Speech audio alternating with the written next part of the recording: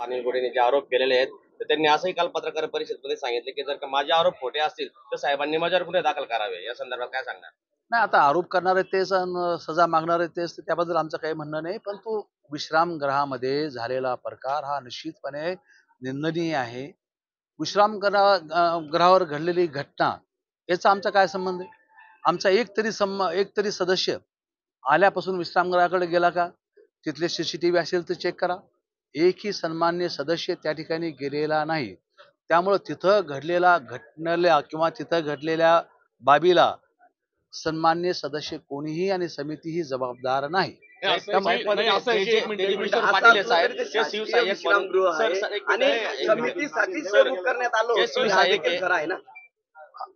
नाही नाही नाही, अजिबात नाही.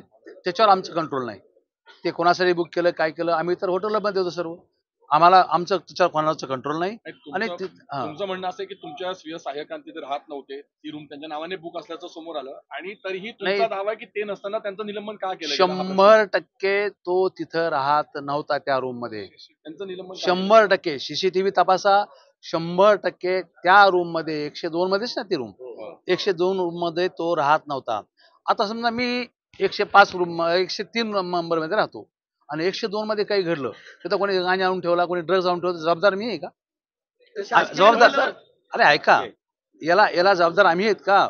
आता एखाद्या गोष्टीमध्ये काही घडलं असेल तर त्याला समिती कशी जबाबदार असू शकते मित्रांनो? बरं सर, शासकीय राऊत आहे, संजय राऊतांच्या म्हणण्यानुसार आता हे लवकर गुन्हा दाखल करणं अपेक्षित होतं, मात्र गृहमंत्र्यांनी अद्यापही पोलिसांनी गुन्हा दाखल केला नाही.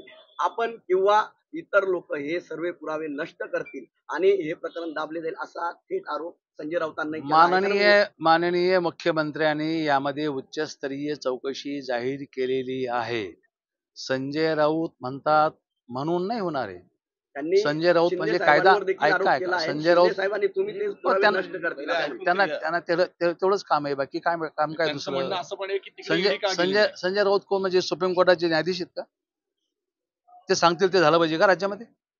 ते सांगतील ते होईल का राज्यामध्ये?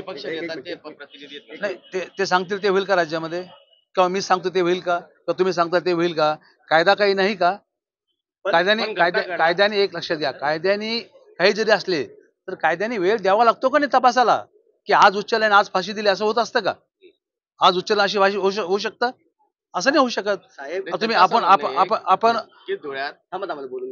ठीक आहे, काय तुमचे असतील किंवा पक्षाचे लोक असतील त्यांच्यावर 50,000 लाख रुपये जरी असले तरी ईडी सारखी चौकशी लागली जाते, मात्र ईडीकडे आता तपास दिले जात नाही असा देखील आरोप राऊतांनी केलाय. त्या संदर्भात काय म्हणाल? बघा, या समितीमध्ये मी शिवसेना शिंदे गटाचे आमचे 3 सदस्य, उबाटा गटाचे 2 सदस्य आहेत, बीजेपीचे 5 सदस्य आहेत, राष्ट्रवादीचा 1 सदस्य आहे, काँग्रेसचा 1 सदस्य आहे. सर्व पक्षी समिती आहे. मग त्यांना म्हणायचे का संजय राऊतला की उबाटाच्या लोकांनी पैसे घेतले? काँग्रेसवाल्याला म्हणायचंय का काँग्रेसच्या लोकांनी पैसे घेतले? शिंदे गटाला म्हणायचंय का आम्ही पैसे घेतले?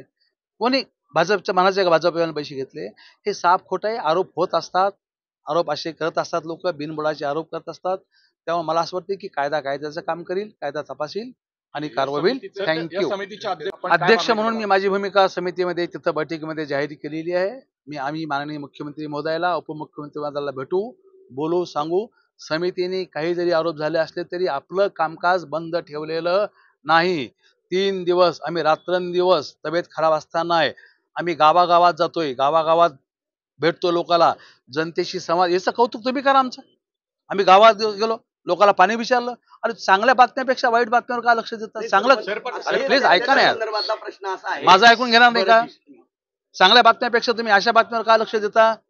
आम्ही गावातल्या लोकांना पाणी विचारलं हे का सांगत नाहीत? आम्ही पाण्याची व्यवस्था केली हे का सांगत नाही? आम्ही आदिवासीचे घरकुल मिळायला पाहिजे शबरीचे हे का सांगत नाहीत? तुम्ही अशा गोष्टीमध्ये काय इंटरेस्ट ठेवता? सर, त्या समितीने गठीत